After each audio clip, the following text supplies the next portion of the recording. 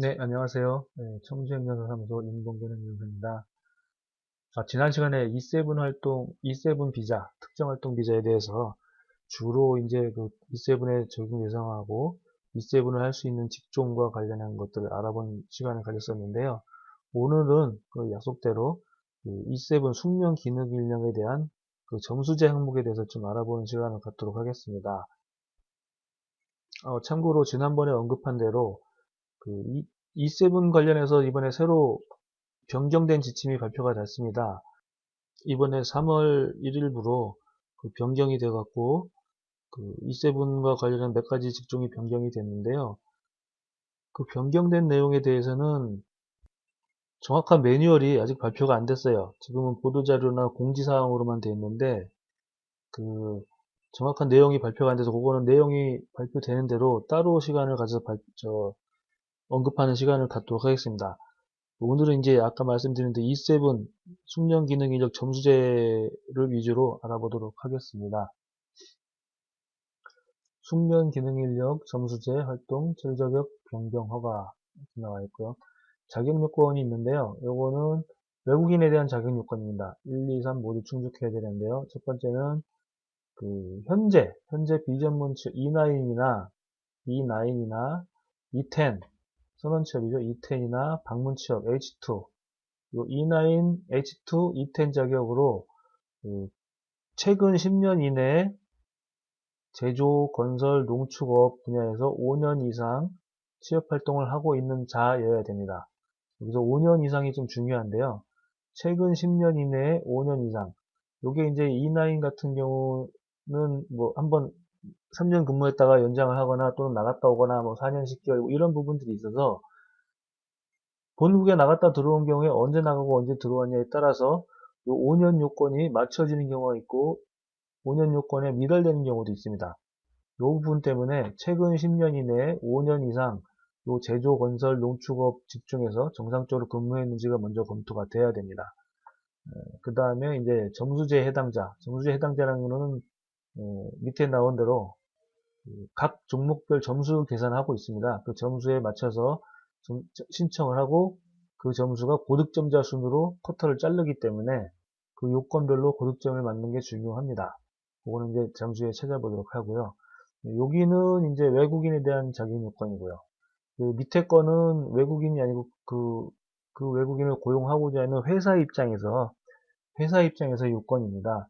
요거는 이제 내국인 보호, 내국인 고용 보호 원칙에 의해서 내국인을 얼마 이상 고용해야지 E7, 274 숙련 기능 인력을 몇 명 쓸 수 있게 해주겠다. 이런 요건입니다.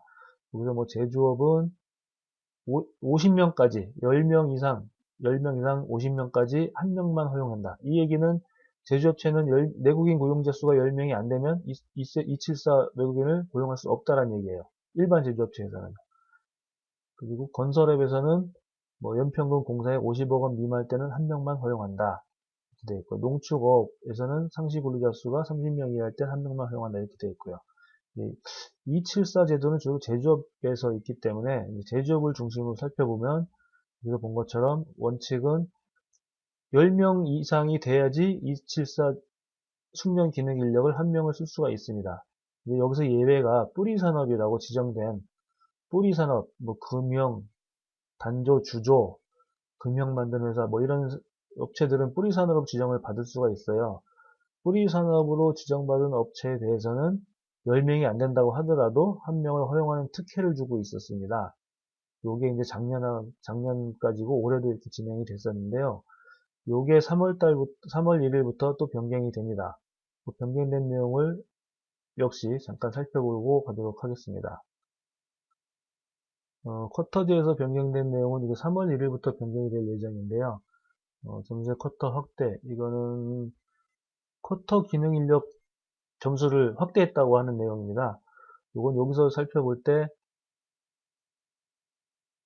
변경 가능 체류 자격에서 그 E9, E10 중에서 쿼터 한도에서 한다고 했잖아요. 한도 400명. 이게 1년에 400명이었어요. 그래서 각 분기마다 100명씩 해서 1, 4분기 100명, 2, 4분기 100명, 뭐 이렇게 해서 1년에 400명을 했었는데 요거를 이제 400명에서 500명으로 100명을 늘렸다는 얘기입니다. 앞으로는. 그러니까 여태까지는 분기별로 100명을 했는데, 요 500명을 어떻게 할지는 지켜봐야 되겠어요. 나머지 쿼터는 뭐 별도 쿼터가 있는데 이건 변동이 없고요. 고득점자 100명, 고용창출 우수기업 100명. 요거는 변동이 없는데 사실 이 부분은 대부분의 그 E9에서 E74로 바꾸고자 하는 외국인들에게는 크게 도움은 안 되는 것 같아요. 워낙 요건도 어렵고 서류도 까다롭기 때문에 회사 입장이고요. 이 부분은 좀 생략을 하고요. 그 다음에 이번에 신설되는 게 내국인 구직 기피 직종이라고 300명을 신설을 했습니다. 요게 각 부처별로 과연 내국인 구직 기피 직종이 어떤 직종이냐가 좀 궁금한데요. 요것도 아직은 구체적인 발표가 안 난 것 같아요. 여기서 볼 때는 고용노동부 추천 200명, 농림식품부 해양수산부추천 100명이라고 했는데 어떤 직종이 과연 내국인 기피 직종일까? 요 부분에 대해서는 각 부처별로 고용노동부에서 농림식품부에서 해양수산부에서 어떻게 할지는 조금 봐야 될 것 같습니다. 그냥 추천서 신청을 업무로 할지 특정한 직종을 지정을 할지 그거는 좀 지켜봐야 될 것 같습니다. 그리고 원래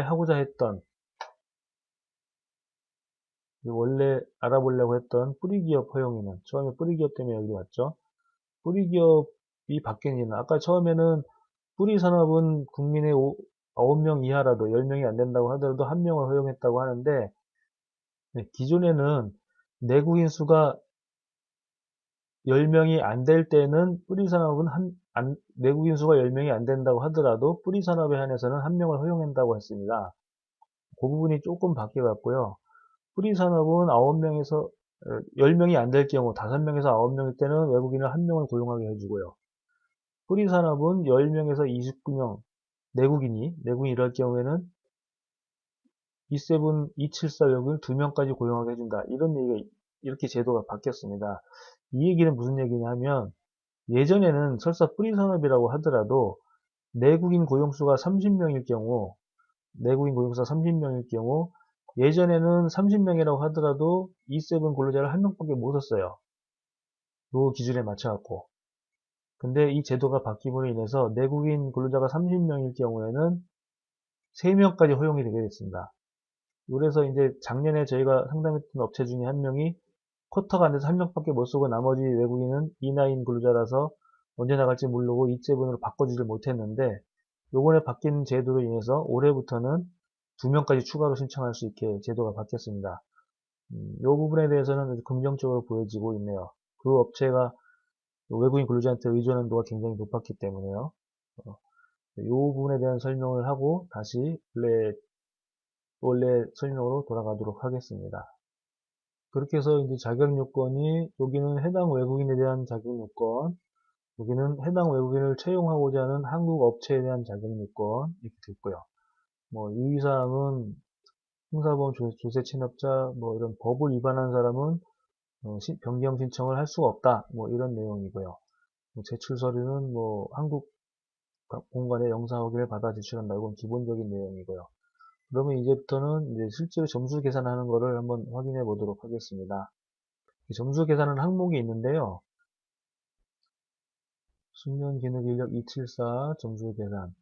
적용 대상은 아까 봤죠? 최근 10년 이내에 5년 이상을 E9, E10, H2 자격으로 취업활동 있는 사람을 대상으로 해서 점수를 계산을 하는데 점수 계산 방식은 1번 산업기여 숙련도 점수 10점 이상이고 요거 합계가 10점 이상이고 전체 총계가 52점 이상인 경우에 신청이 가능합니다.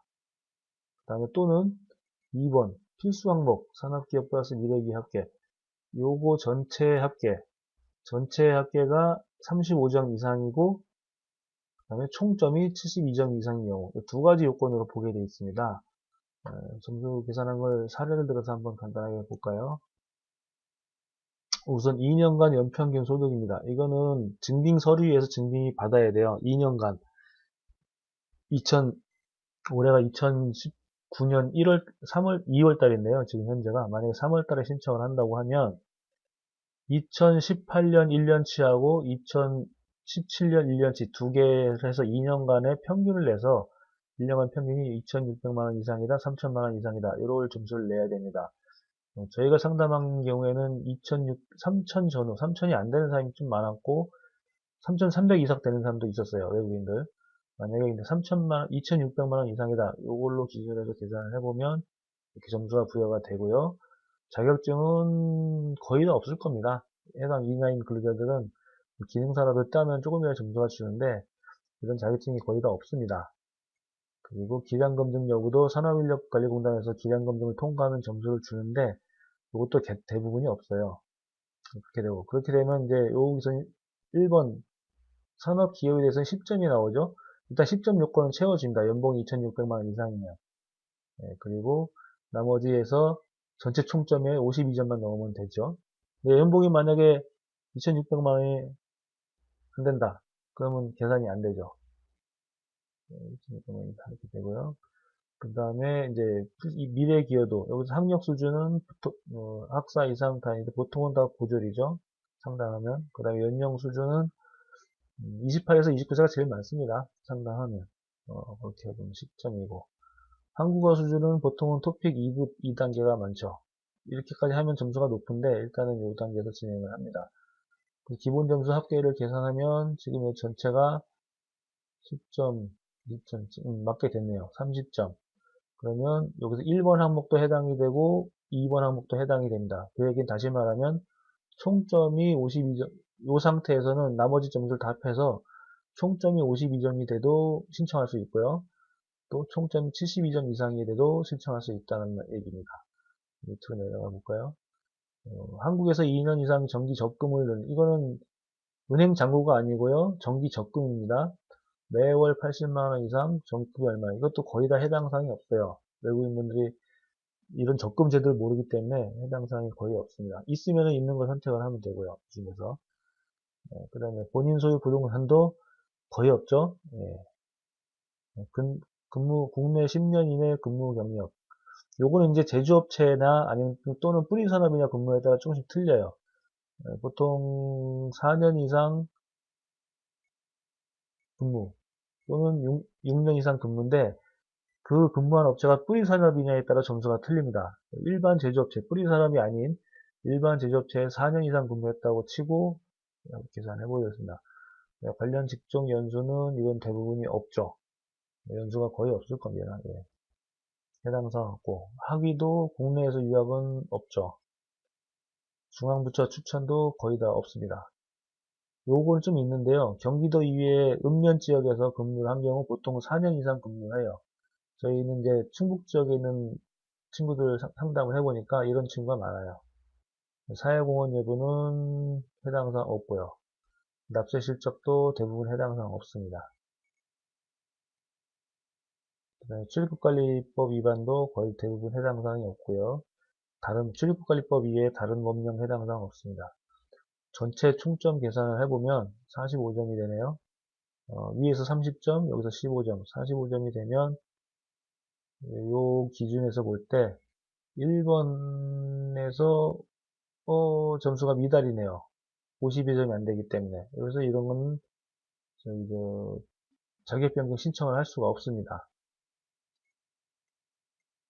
저희가 상담을 하다 보면 이런 식으로 점수가 모집한 사람이 굉장히 많이 나와요. 물론 이제 읍면 지역에서 뿌리산업으로 6년 이상 근무한 친구들이 있어요. 최근 1년간 뿌리산업에서 6년 동안 근무한 친구는 점수 계산해 보면 55점이 딱 넘어요. 주로 계산해 보면 55점에서 57점, 52점이 많은데 52점이 안 되는 사람은 신청 자격이 없기 때문에 점수를 높이라고 많이 얘기를 하죠. 준비를 해서.